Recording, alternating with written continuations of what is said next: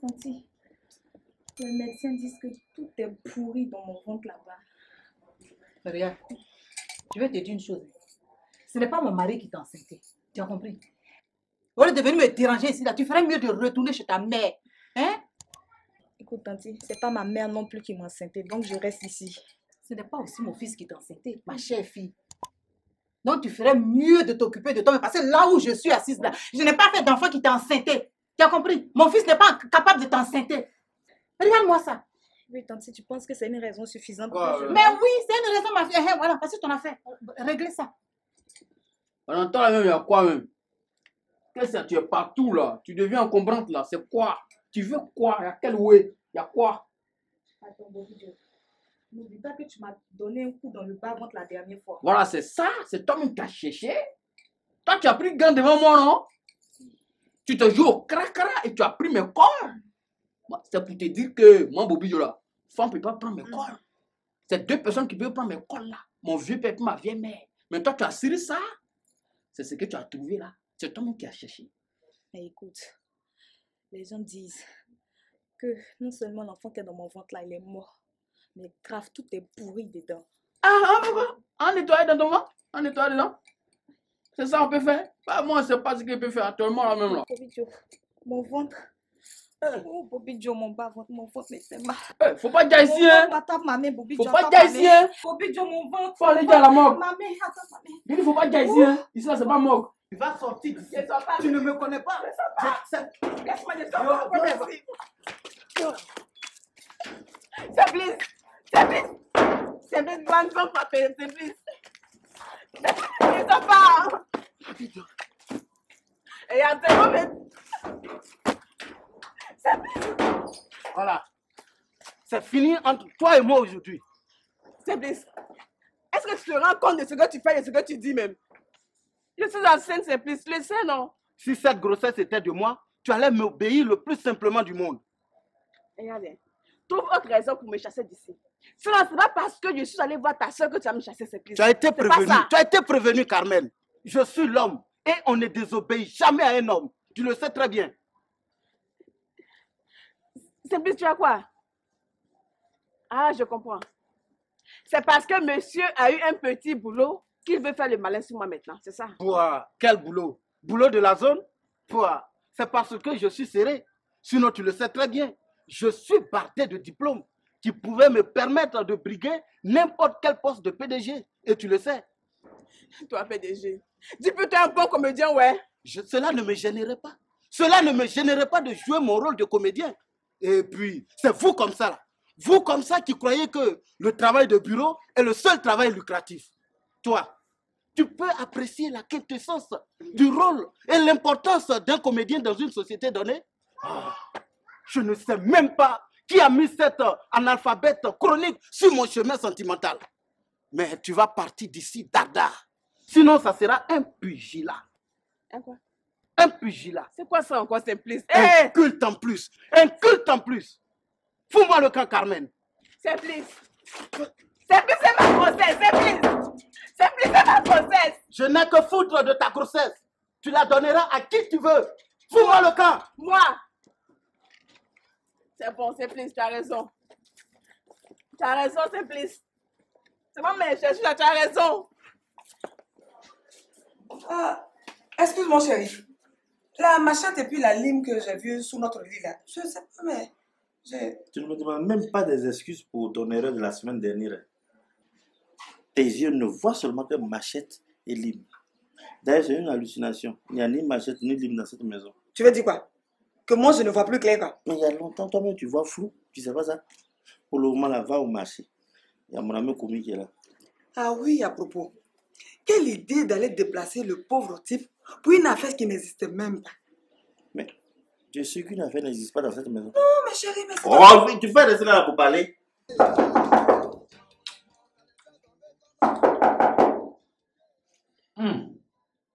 Certainement, c'est Chantal qui arrive. Chérie, tu peux entrer, c'est pas fermé. Alors là, mon ami Charlie, détrompe-toi, ce n'est pas une femme, mais ton ami Jacques. Oui, mon cher ami. Le mot chérie, là, n'est pas seulement réservé aux femmes. Tu es professeur de français, non? Oui.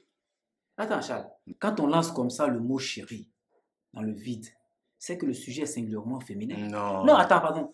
Grammaticalement parlant, Mon cher la ami, langue de mon émission, c'est ça, les Français. Arrête de me Je te distraire. dirai pas. On dit quoi? On dit quoi? Juste une visite de courtoisie. Comme toi, tu ne rends jamais visite aux gens. C'est pas grave. Assieds-toi, s'il te plaît. Ok. Ouais. Charlie. Jacob, je t'apporte un peu d'eau? Non, pour l'eau, merci. Mais je prendrai volontiers le reste de cette pomme. Non, j'ai encore plein de pommes dans mon réfrigérateur. Ah, d'accord. Ouais, Ah, c'est ouais, bien. ouais.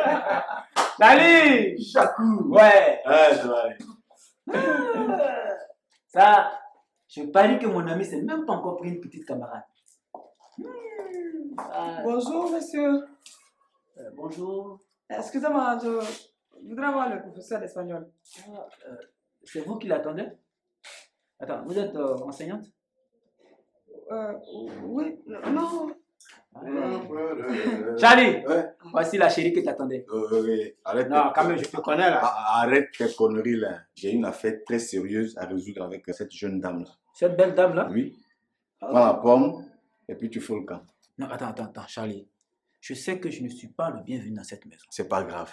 Donc tu me chasses alors. Non, pourquoi? Ok, à demain au lycée. Ok, à demain. Je vous laisse. Au revoir, au revoir. Allez. Tu ne savais pas que je venais ou quoi? Si, on laisse ce salaud là, il ne te connaît même pas. J'espère.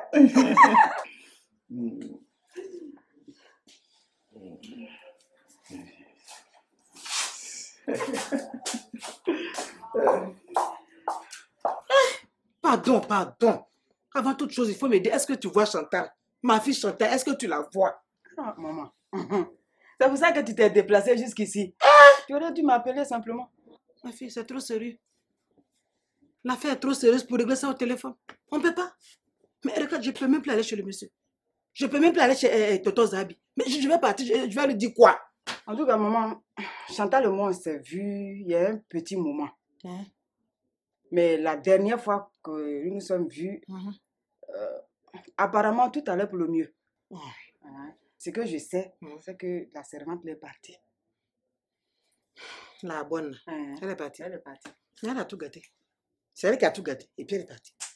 Quelque chose ne te regarde pas. Tu t'en mets ta bouche dedans pour chercher. Je te dis. Toi, tu es une servante, tu es une bonne.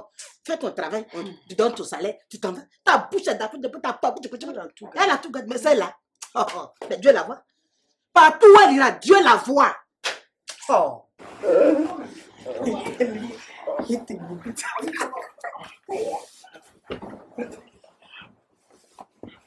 En tout cas, Dieu merci.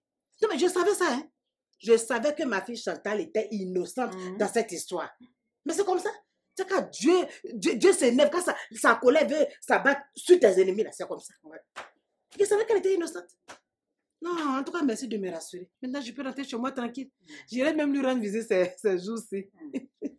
Moi, je vais la voir tout à l'heure. Ah, toi, tu lui diras Dieu de choses de ma part. Tu as compris, maman? Ah, Chantal va me tuer. Ma fille, vraiment, merci de me rassurer. Je vais rentrer maintenant chez moi un peu. Je te raccompagne. Ça ne peut pas se passer comme ça, en tout cas. Ah, mais attends, Zabi, qu'est-ce qui se passe? Non, je vais régler une affaire rapidement et je reviens. Ah, Ton repas sera prêt tout de suite, elle va te donner ça. d'accord. Mais attends, mais quelle affaire? Non, laisse, tu seras informé, je reviens. Je comprends. Tonton, suivez votre ami. Il vient de faire parler avec ta petite Chantal tout à l'heure. Là. Oui, mais toi, t'es qui? J'étais la servante. Ah, ouais, c'est vrai, ça se voit. Oh, tonton Pandoulé, suivez-le. Mais de le suivre, comme je ne sais même pas où il allait. Ça, finalement, je vais manger puis m'en aller d'ici. Je pense que c'est la solution.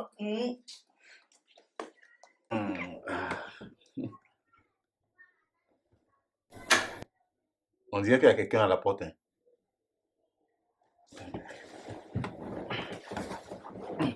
Tout à l'heure.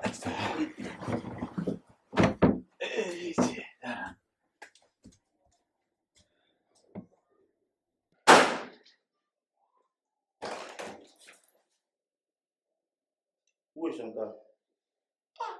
Tonton Zabi. Où est Chantal? Quelle Chantal? Toi, tu ne connais pas Chantal? Ah, Tonton Zabi, Chantal n'est pas ici. Regarde, il ne faut pas m'énerver. Hein. Mais c'est plutôt toi, vieux Tonton Zabi, là, qui va commencer par m'énerver. Ah bon? Tu vas m'énerver. Hein. Chantal! Je dis Chantal n'est pas ici. Mais où est ton problème? Quel problème? Je l'appelle si elle va sortir. Mais Guidi n'est pas là. Chantal! Chantal n'est pas là. Nos amis. Chantal! Chantal! Tu n'as pas dit qu'elle n'était pas là? Sors de la chambre et puis va-t'en. Ah bon? Sauve-toi! Elle est dans la chambre. Tu vas où? C'est à moi qui as fait ça? C'est à moi qui as fait ça? Je suis ton bon petit nom.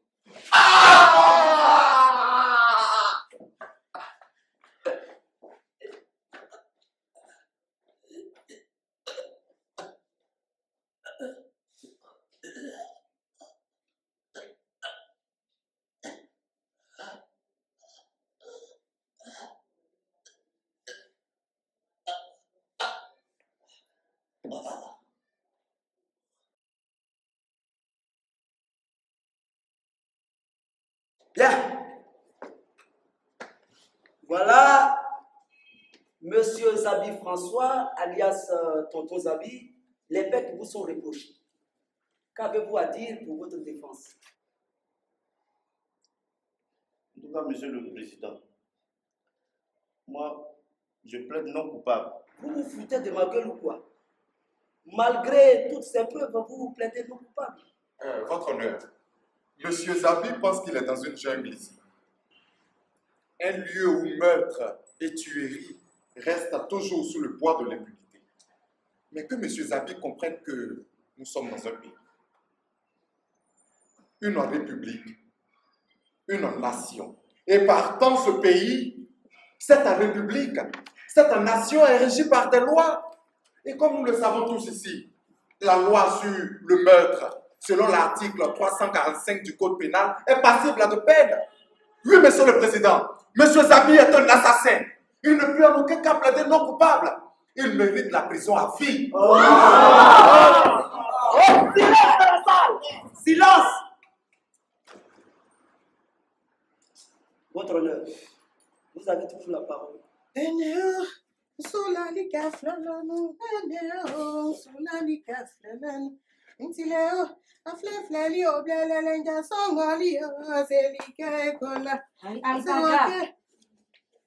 Toi qui te croyais au tribunal. Au tribunal, pourquoi? Quelqu'un qui ne m'a jamais aimé malgré ce que j'ai fait pour lui. Si aujourd'hui il a des problèmes, en quoi est-ce que cela va m'intéresser? Si on pouvait le condamner jusqu'à ce qu'il meure en prison, mais ça me fait plaisir. Ne parle pas comme ça. Même si c'est ton ennemi, c'est quand même un être humain. Tu ne vas pas aller jusqu'à lui souhaiter la mort. Tonton Zabila, il a tué nous. Et ce n'est pas un animal qui l'a tué. C'est un être humain. En plus, c'est un professeur. Je dis bien un professeur. De toutes les façons, je te comprends, ma chérie. Oh, pardon, il ne faut plus me comprendre. Parce qu'à l'heure actuelle, là, l'amour de tonton Zabi a quitté mon cœur. À l'heure où je te parle là, c'est la santé de ma fille qui me préoccupe. Je suis sur le point même d'aller au domicile de Kadi comme ça, lui rendre visite. Tanti Alpagade. Tanti Alpagade. Tanti Alpagade. Ma copine. Il y a deux choses dans la vie que je n'aime pas. Il y a quoi et quoi? Les sorciers et les assassins. D'ailleurs, celui qui est sorcier est forcément un assassin, et vice-versa. Donc, tonton Zabi, c'est un sorcier. Oui, le débat est clos. Écoute, ma copine, moi, je vais aller me changer pour aller voir ma fille. J'espère que tu vas m'accompagner. À tout à l'heure. Zabi est devenu sorcier aujourd'hui. Alpagade. Ma chérie, change-toi d'avenir. Merci, Monsieur le Président. Je dis et je répète, Monsieur Zabi est un criminel.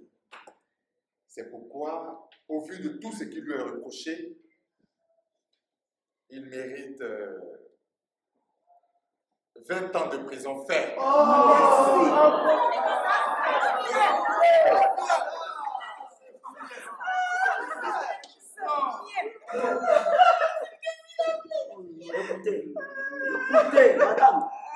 Écoutez, madame, s'il vous plaît. Nous ne sommes pas à une levée de deuil ici. Nous sommes dans un tribunal, c'est-à-dire un lieu de justice. Et c'est parce que la justice est juste, elle n'entraîne aucun pleur. La prochaine fois, je vais évacuer la salle immédiatement. Maître Ouédan, qu'avez-vous à dire pour la défense de votre client? Merci, Monsieur le Président. Ben, regardez bien Monsieur Zabi et que dis-je, tonton Zabi. Vous voyez, on n'a pas besoin de vivre longtemps avec lui pour comprendre que c'est un monsieur jovial, sans rancune et sans palabre. Quelqu'un qui ne veut que le bonheur des autres. C'est dans ce souci qu'il a accepté d'héberger le sieur Charles Kodia. Un sinistre nom. Oui, Monsieur le Président, Monsieur Charles Kodia est un monsieur sans vergogne. Un monsieur sans foi ni loi. C'est tout juste, je pourrais dire, quelqu'un de méchant. C'est un méchant bonhomme. Objection, votre honneur. Objection accordée. Votre honneur, que Maître Ouédan sache que les morts ne sont pas morts. Par conséquent, ils ont droit au respect. Alors qu'ils respectent la mémoire de feu Charles Koda. Qu'à cela le tienne. Merci, Maître Ouédan, d'avoir ainsi honoré la mémoire du défunt. Mais je vous en prie, allez à l'essentiel de votre plaidoirie. Merci, Monsieur le Président. Tout à l'heure, mon client a plaidé non coupable. Dans le fond et dans la forme, il n'a pas tort. Monsieur le Président, je ne sais pas ce que cela réveille en vous, une appellation comme ceci. Tonton. Oui, tonton. C'est vrai, de nos jours, certaines personnes sont appelées par les plus jeunes tonton. Mais la chose a dépassé le commun des mortels.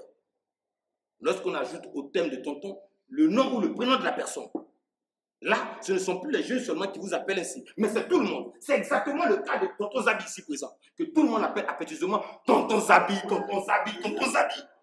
Et vous pensez qu'un tel monsieur est capable de commettre un crime sans raison convaincante? Là, je dis non. Toujours est-il qu'il y a crime.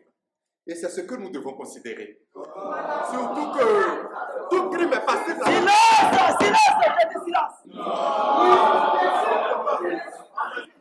Allons-y. On va où? Ah, toi aussi. Je t'ai dit que ma fille est malade. On va la voir? Alpaga. Donc le tribunal là, ne t'intéresse vraiment pas? Écoute, Denise, si tu n'as pas envie de m'accompagner, je peux aller seule. Arrête ça là, ma copine. Allons voir au moins ce qui se passe là-bas. Donc la santé de ma fille ne t'intéresse pas? Non, je te comprends. Parce que Mélène n'est pas ta fille. Ne dis pas des choses comme ça. Si. Mais moi là, c'est mon sang.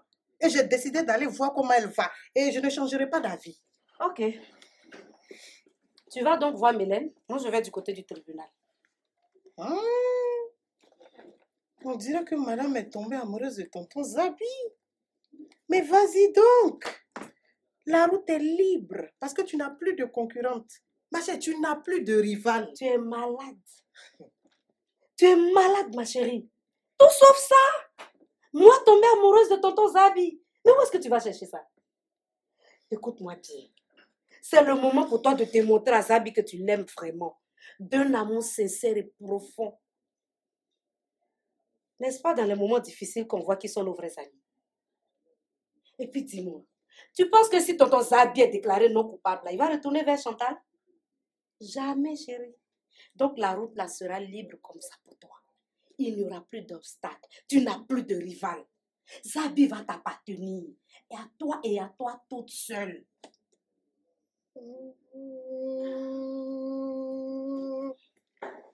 Je vois. C'est tant mieux. C'est vrai, je te comprends. Dans le fond, tu n'as pas tort. Ça, c'est vrai. Non, là, ça, c'est vrai. Donc, allons-y. On va où? Au tribunal.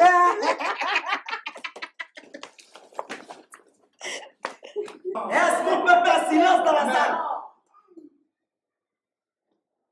N'oubliez pas que vous êtes dans une salle d'audience pour justice. Une salle d'audience pour rendre justice. Alors, laissez la justice s'installer. Laissez la justice se dire. Et pour qu'elle se dise, la justice n'a pas besoin de tout ce brouhaha, encore moins de ce tohu-bohu. Maître. Merci, Monsieur le Président. Monsieur le Président, Je comprends parfaitement la profondeur de ce brouhaha et de ce tohu-bohu. Qui peut être à l'aise dans cette salle lorsqu'il s'agit de la condamnation de tonton Zabi? Qui? Tous ceux qui sont là ne peuvent pas accepter un seul instant qu'un innocent aille couper dans les geôles de vos prisons inadaptées. Jamais. Objection, monsieur le président. Objection accordée. Que Maître Ouédan comprenne que nous ne sommes pas ici pour faire le procès de nos prisons. Si nous sommes ici, c'est pour faire le procès d'un criminel du nom de Zabi, qu'il faut condamner d'ailleurs. Monsieur le Président, c'est moi et moi ceux qui ai la parole. Écoutez, les objections font partie de la déontologie de notre métier. Et celle que vient de faire monsieur le procureur est détail. Nous ne sommes pas là pour juger nos prisons aussi inadaptées soient-elles. Vous avez la parole. Monsieur le Président, la justice, c'est savoir aussi écouter les autres. On ne peut écouter que ce qui est écoutable. C'est vous qui dites des choses inécoutables. Vous venez de condamner tout à l'heure sans porter un jugement. Mais vous avez vu comme l'auditoire vous a reçu. Écoutez, Maître Ouédan, je ne suis pas ici pour écouter l'auditoire. Je suis ici pour dire le droit. Et moi, je suis ici pour mettre le doigt sur le droit chemin. S'il vous plaît, nous ne sommes pas dans une salle de spectacle de théâtre. Nous sommes dans un tribunal. Arrêtez vos applaudissements. D'ailleurs, l'audience est suspendue pour 30 minutes. Le temps à mes collègues de retrouver leur latin. Monsieur le Président, je n'ai perdu d'aucun iota de mon latin. Moi non plus. Ça suffit. Ça suffit comme ça. Je dis que l'audience est suspendue.